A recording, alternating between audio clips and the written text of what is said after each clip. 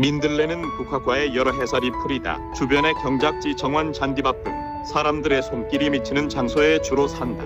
들에 흔히 보이는 것은 1910년경 유럽에서 도입된 서양 민들레이고, 우리 고유의 민들레는 만나기 어렵다. 서양 민들레는 이른 봄부터 가을까지 피며 종자를 잘 맺지만 우리 민들레는 봄에만 핀다. 우리 민들레는 주로 곤충에 의해 볶가루 바지를 하는 다가 수정식물이지만 서양 민들레는 자가 수정하거나 수정과 상관없이 단위생식을 하여 번식력이 강하다. 창원천에 서식하는 민들레도 대부분 서양 민들레이다. 일부 서양 민들레와 우리 민들레의 교잡종으로 추측되는 것도 관찰된다.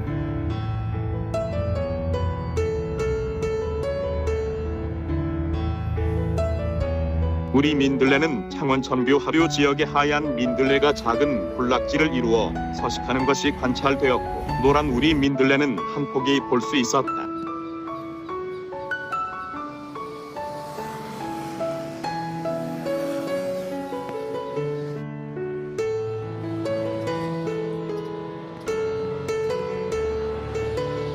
민들레는 동서양을 막론하고 오래전부터 약재로 사용됐다. 민들레 잎은 식용으로 쓰이고 뿌리는 약용으로 사용된다. 민들레는 염증 및 피부질환 등을 개선하는 효과가 있으며 간 기능을 좋게 한다. 유럽에서는 뿌리를 고혈압 치료하는 데 이용했다. 그러나 손발이 차고 속이 냉한 사람은 민들레를 장기간 복용하면 위장에 부담을 줄 수 있다. 생약명은 보공형이다. 건강보조식품으로 가공되어 유통되고 있다.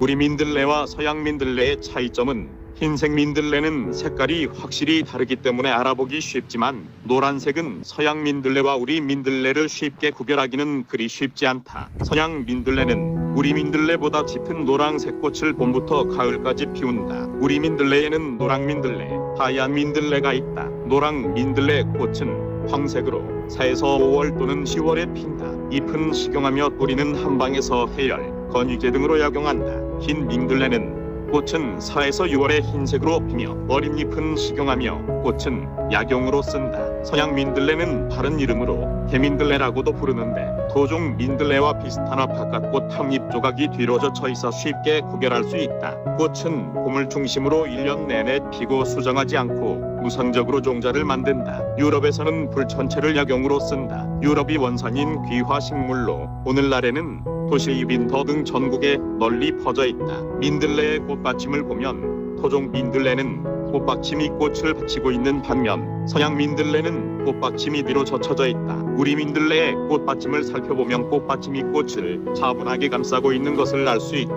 이것이 우리 민들레다.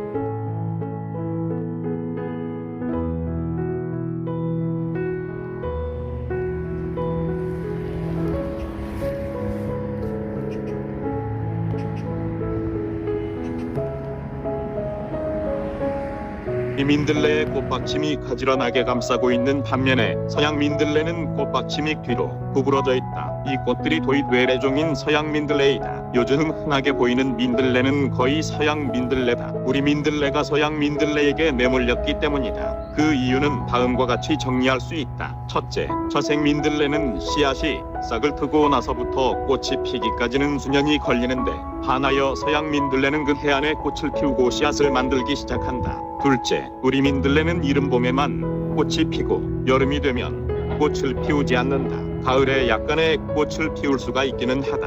그런데 서양 민들레는 1년 내내 성장하면서 연이어 꽃을 피우고 씨앗을 만들어 번식을 한다. 가끔 겨울에 따뜻한 곳에서는 꽃을 볼 수가 있다. 셋째, 저색 민들레는 자가분화합성을 가지고 있어 자기의 꽃가루 감술에 묻어도 씨앗이 생기지 않는다. 그러나 서양 민들레는 자가분화합성이 없기 때문에 자기의 꽃가루도 씨앗을 만들 수가 있다. 그 때문에 자색 민들레는 자기 근처에 몇 그루의 자색 민들레가 없으면 씨앗이 만들어지지 않지만 서양 민들레는 한 그루가 외톨박이로 떨어진 곳에 나 있어도 씨앗을 만들어 번식을 한다. 우리의 토종 민들레들은 절대로 근친 결혼을 하지 않기 때문에 흔하게 피어나는 서양 민들레의 꽃가루 총각이 찾아와 애걸해도 받아들이지 않는다. 자기가 원하는 우리 토종 민들레의 신랑감이 날아오기를 일편단심으로 기다리다가 토종 민들레의 꽃가루 총각이 날아오면 받아들이고 끝내 오지 않으면 급기야는 처녀 임신을 해버리고 만다. 때문에 우리가 봄날에 보는 바람에 날리는 꽃가루는 발화가 되지 않은 무정랑과 같은 시다. 이 때문에 일편단심 민들레라는 말이 나온 것 같다. 이런 까닭으로 서양 민들레는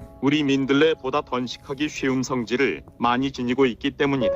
그리고 민들레 씨앗을 홀씨라고 하는 사람들이 있는데 잘못된 것이다. 그냥 씨앗이다. 홀씨랑 포자식물의 무성적인 생식세포를 말하고 다른 것과 합체하는 일 없이 단독으로 발화하여 새 개체가 되는 씨앗을 말한다. 민들레의 다른 이름이 구덕초라 하는데 구덕이란 사람들이 흠모하는 9가지 덕을 뜻한다. 1덕은 모든 환경을 이겨내고 이쁘고 고고하게 피어난다. 2덕은 씨가 날아앉으면 장소 불문하고 어떤 불리한 환경에서도 피어난다. 뿌리를 캐어 겉에 말려도 싹이 트고 만도질을 해서도 모두가 싹이 나게 된다. 3덕은 한 뿌리에 여러 송이 꽃이 피는데 동시에 태어나지 아니하고 모두가 장유유서의 차례를 성실하게 지킨다. 4덕은 어둠과 날씨가, 5덕은 꿀이 많고 향이 진해서 멀리에 있는 벌들을 끌어들이는 정이 많다는 것이다. 6덕은 새벽 먼동이 트면서 가장 먼저 꽃을 피우는 근면 성실함이다.